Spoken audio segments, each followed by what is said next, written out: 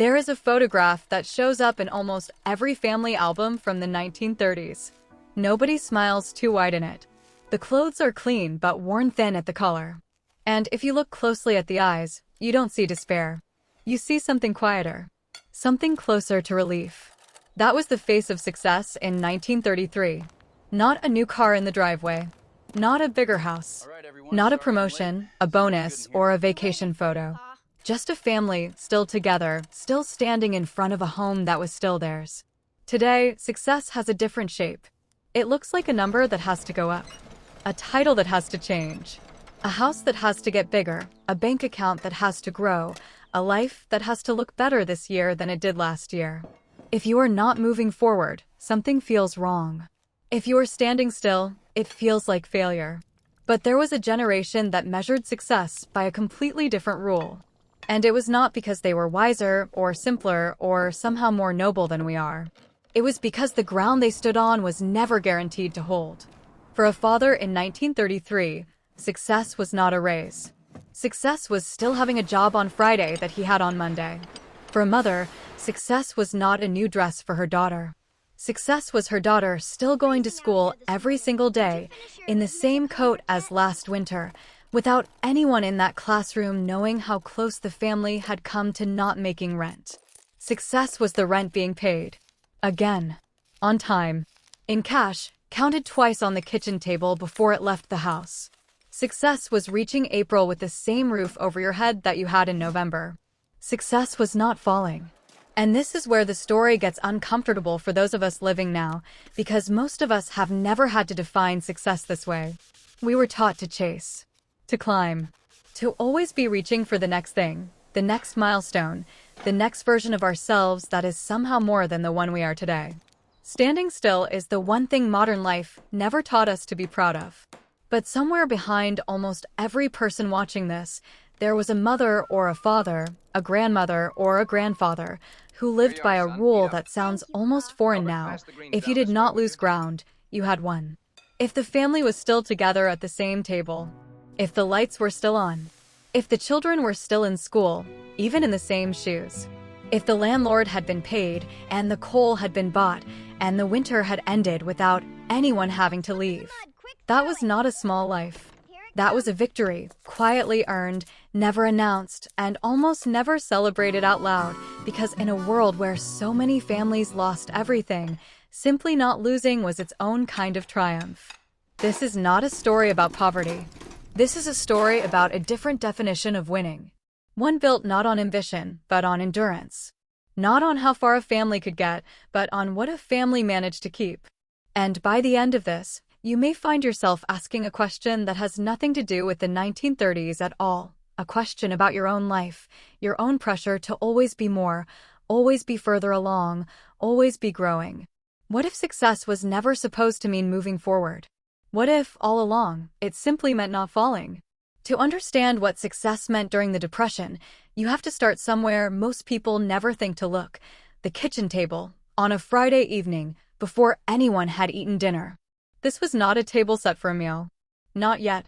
It was a table cleared for arithmetic. A father would sit down, and in front of him would be whatever money the week had brought in, sometimes a full envelope, sometimes barely half of one. He would count it slowly, not because he did not already know the number, but because counting it slowly was its own kind of ritual. It was the moment the week became real. It was the moment that decided what the next 7 days would look like. The rent came first. Always first. Before food, before coal, before anything else, the rent was set aside in its own place: an envelope, a tin, a drawer with a lock that did not really lock anything except a family's peace of mind. Because the rent was not just a bill. The rent was the difference between having a home and not having one.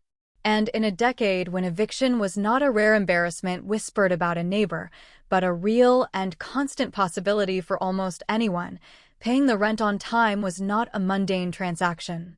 It was an achievement. Picture a mother standing at the window on the first of the month, watching her husband walk toward the landlord's door with an envelope in his hand. She was not watching to see if he would come back with change. She was watching to see if he would come back at all with his shoulders still square, still able to look the neighbors in the eye. When he did, When the rent was paid, the receipt tucked into a drawer, and nothing had changed about where they would sleep that night. That was the whole family exhaling at once, even if nobody said a word about it. That was success. Not a promotion. Not a bonus. The rent paid again. This is worth sitting with for a moment because it says something about how differently an entire generation was forced to think. Today, when we talk about financial success, we talk about growth, a bigger paycheck than last year, a bigger house than our parents had, a retirement account that keeps climbing. Almost none of us measure a month as successful simply because nothing was lost. But for families living through the 1930s, that was not a low bar. That was the bar.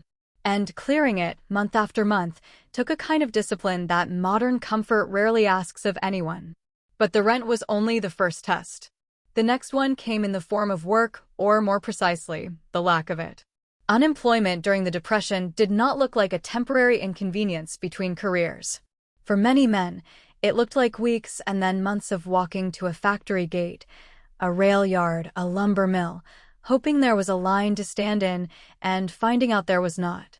It looked like coming home earlier than expected, not because the day had gone well, but because there had been no day to speak of at all. And here is where the old definition of success reveals something the modern mind has almost entirely forgotten. When a man in 1933 finally did find work, even work far below what he used to do, even a temporary job hauling crates or digging ditches or doing labor he had never imagined doing with his own two hands, he did not treat it as a step down. He treated it as a win. This sounds almost impossible to a modern audience raised on the idea that any job beneath your previous title is a failure, a compromise, something to be embarrassed about at a dinner party. But a man who had spent 3 months unable to find any work at all did not walk into a temporary job feeling ashamed. He walked in feeling like a man who had found solid ground again, even if that ground was rougher than the ground he had stood on before. Because success, in that world, was not about the job matching your resume.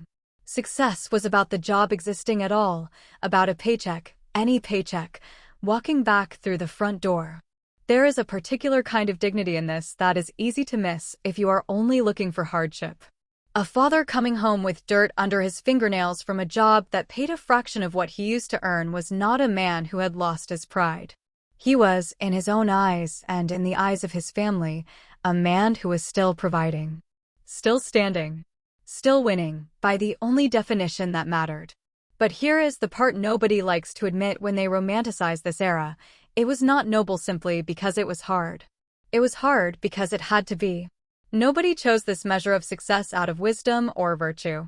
They chose it because the alternative, reaching for more, expecting more, demanding more from a world that had nothing more to give, was not available to them.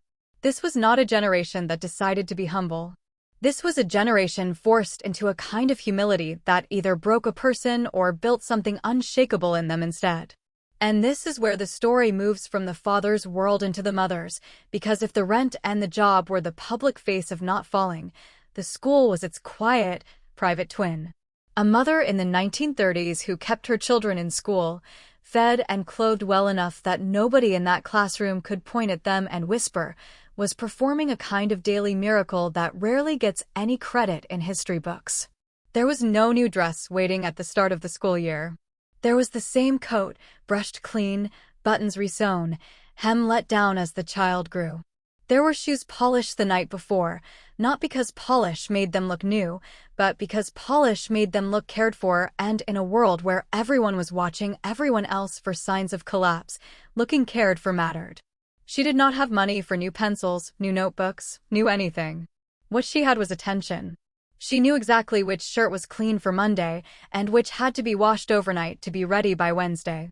She knew how many more months a pair of shoes needed to last before the weather turned, and she planned for that the way a general plans a campaign, quietly, relentlessly, with no room for error. And every single morning that her children walked out that door, dressed, fed, and on time, she counted that as a victory too. Not a small one. A real one. Because keeping a child in school during the Depression was not guaranteed. Many families could not manage it. Children were pulled out to work, to help at home, to save the cost of clothes and books the family simply did not have. A mother who kept her children in that classroom, day after day, was fighting a battle that no one applauded and almost no one saw. This is the thread that runs underneath everything in this story. Success was invisible. It did not announce itself. Nobody threw a party because the rent was paid again, or because the children made it through another semester in last year's shoes, or because a father found 3 days of work hauling lumber.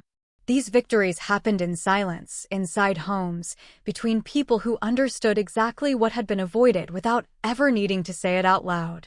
But here is where the modern comparison becomes impossible to ignore. We live now in a culture that treats standing still as the same thing as failing. If your income does not increase this year, something is wrong. If your house is the same size it was 5 years ago, you are behind. If your title has not changed, if your followers have not grown, if your life does not look measurably bigger than it did last January, there is a quiet but constant pressure telling you that you are not doing enough. Nobody handed us this pressure directly. It arrived slowly, through every advertisement that showed us a better version of our own life, just one purchase away, through every platform that turned other people's highlight reels into our daily measuring stick, through an economy that was, for decades, built on the promise that things would always get better if you just worked hard enough and wanted it badly enough. And for a long time, that promise mostly held. Which is exactly why we forgot the other lesson, the one the Depression taught without asking anyone's permission. Sometimes the world does not cooperate. Sometimes hard work does not lead to more. Sometimes the only honest goal available to you is to not lose what you already have. That same discipline that kept a family paying rent on time, that kept a father proud of a temporary job, that kept a mother patching coats through another winter, was not a philosophy anyone chose freely. It was a survival instinct, hardened into a value and passed down, sometimes without a single word of explanation, to children who grew up watching their parents hold steady when everything around them was shaking. And that is where this story is headed next. Because those children grew up. They became the parents and grandparents of the people watching this right now. And many of them carried that same quiet definition of success into decades when the economy had recovered, into homes with more comfort than their own childhoods ever had, not because they needed to anymore, but because some part of them never fully believed the ground was safe again. By the time these children grew into adults themselves, into the parents and grandparents of the people watching this video right now, the worst of the Depression had long since ended. The economy recovered. Jobs came back. Homes got bigger, cars got newer, and for many American families, the 1950s and 1960s brought a kind of comfort their own parents could never have imagined during those hard years. And yet, something did not change.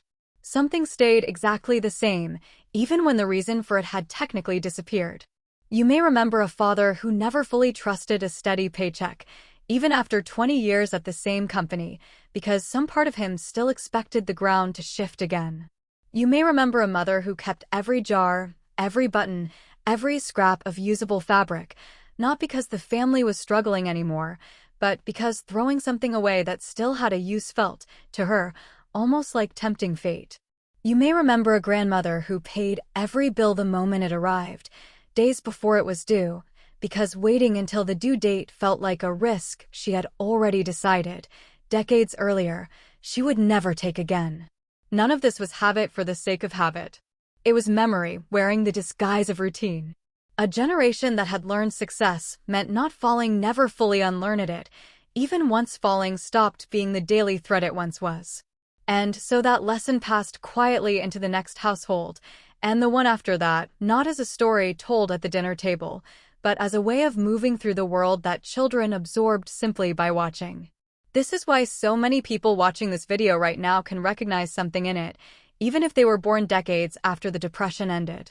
You may have grown up in a comfortable home, in a stable decade, with none of the daily fear your grandparents carried, and still, you learned to turn off lights in empty rooms. You still learned that wasting food was somehow worse than most other mistakes a person could make. You still learned that a job, any job, was something to be grateful for, and that complaining about honest work was, in some unspoken way, not allowed in your house. That was not random. That was the Depression, still living inside a kitchen, a closet, a father's voice, decades after the headlines stopped mentioning it. But here is where the story needs to turn, because this is not simply a nostalgic tribute to a tougher, more disciplined past. This is where the comparison to our own lives becomes unavoidable and a little uncomfortable. Somewhere between that generation and this one, the entire definition of success flipped upside down. We now live in an economy built almost entirely around the idea of growth. Not stability. Growth. A company that merely survives a year without expanding is considered to be failing, even if it made a healthy profit and kept every employee on payroll. A person whose salary stays exactly the same for 3 years running is quietly told, by every corner of the culture around them, that something has gone wrong, even if that salary comfortably covers their life. We were the first generation taught, almost from childhood, that standing still is functionally the same as falling behind. Think about how strange this would have sounded to a mother in 1934, carefully making a coat last one more winter. To her, the goal was never to have a newer coat. The goal was for the coat she already had to survive the season. She would not have understood a world where having the same coat as last year was treated as some kind of quiet personal failure. To her, the same coat, still holding together, still keeping her child warm, was proof that the family had managed. Proof that they were still winning. We do not measure our lives that way anymore. We measure them by comparison and acceleration. Is this year better than last year? Is my house bigger than it used to be? Is my life visibly, measurably more than where I started? And if the answer to any of those questions is no, a quiet unease creeps in, the sense that we are somehow behind, even when nothing has actually been lost. This is where the story becomes less about history and more about us. Because the anxieties so many people carry today, the constant sense that they are not doing enough, achieving enough, becoming enough, did not exist in the same form for families who had already learned, the hard way, exactly what real loss looked like. When you have watched a neighbor's furniture carried out onto the sidewalk because the rent could not be paid, you do not spend much energy worrying about whether your kitchen is fashionable enough. When you have gone without new shoes for 2 winters, you do not measure your worth by how your life compares to someone else's on a screen. The Depression generation's anxieties were specific, practical, and rooted in real and immediate danger, not the vague, endless dissatisfaction so many people carry now, chasing a version of success that has no finish line at all. That is the quiet cost of a culture built on constant growth. It never lets you feel finished. It never lets you sit still long enough to notice what you have actually kept. And this is not a suggestion that we should long for hardship, or pretend that fear and hunger and eviction were somehow good for the people who lived through them. They were not. Nobody watching this should wish that kind of danger on their own family. The Depression was not a character-building exercise. It was a decade that broke plenty of people, and no honest telling of the story should pretend otherwise. But it is worth asking what got lost along with the hardship, once the hardship finally ended. Because somewhere in the decades of recovery and prosperity that followed, we did not just leave behind the fear of losing everything. We also left behind the ability to feel satisfied by simply not losing anything. We traded a modest, achievable definition of success, the rent paid, the family fed, the children in school, the winter survived, for a definition that requires something new to celebrate every single year, or else it does not count as a life well lived. A father in 1935 who kept his family in the same small rented house for another year, with the same furniture, the same jobs, the same routines, did not consider that a stagnant life. He considered it a held position, defended successfully against everything trying to take it from him. There is a kind of quiet pride in that, a pride that modern life rarely gives anyone permission to feel, because modern life has convinced most of us that nothing counts unless it is bigger than it was before. Maybe that is the real inheritance sitting underneath all of this, not the coats, not the coal, not the careful counting of rent money on a kitchen table, but a definition of success that we let slip away without ever really noticing it was gone. A definition that did not require constant expansion to feel real. A definition where simply holding your ground, keeping your family fed, keeping the lights on, and reaching the end of a hard year with everything that mattered still intact was not a disappointing plateau. It was the whole point. So maybe this is the real question to carry away from this video, long after it ends. What if success was never supposed to mean moving forward? What if, for most of human history, it simply meant not falling, holding on to what you had, protecting the people at your table, making it through one more hard season with your family still together and your roof still standing? That was the definition a whole generation lived by, not because they chose it out of wisdom, but because the world gave them no other option. They did not get to dream about bigger houses or better titles. They got to hope, quietly, that the rent would clear one more month, that the job would hold a little longer, that the coat would last through one more winter. And when it did, when nothing was lost, they called that a good year. Not a modest one. A good one. We inherited more from that generation than we usually admit. The habit of turning off a light in an empty room. The instinct to be grateful for steady work, even work that is not glamorous. The quiet unease some of us still feel when something is wasted, even when we can easily afford to waste it. These were never just old-fashioned quirks. They were echoes of people who learned, the hard way, what it costs to lose everything, and who spent the rest of their lives making sure it never happened again. But somewhere along the way, in a world that grew more comfortable, we also inherited a different, much harsher standard for ourselves. One that says holding steady is not enough. One that demands more, every single year, just to feel like we are not falling behind. And in chasing that endless growth, many of us lost the ability to feel proud of simply keeping what we already have. Maybe it is worth borrowing something from that older, harder definition of success. Not the hardship. Not the fear. Just the permission to look at a year where nothing collapsed, where the people you love are still around your table, where the lights are still on and the roof is still yours, and call that enough. Call that a win.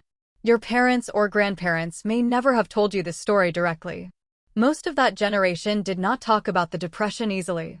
But if you grew up watching someone save every button, pay every bill early, treat a steady job like a gift, and never once complain about having less than they might have wanted, you already know this story. You have been living inside it your whole life, without always knowing where it came from. Now you know. If this video brought back a memory of someone in your family who lived this way, we would love to hear about it. Subscribe to the Depression-era Home for more stories about the homes, habits, and quiet wisdom of families who had less, but somehow knew more. Like this video if it made you see your own parents or grandparents a little differently today. And in the comments, tell us, what did success look like in your family when times were hard? What did your mother, father, or grandparents consider a good year? Someone else watching this might read your story and finally understand their own.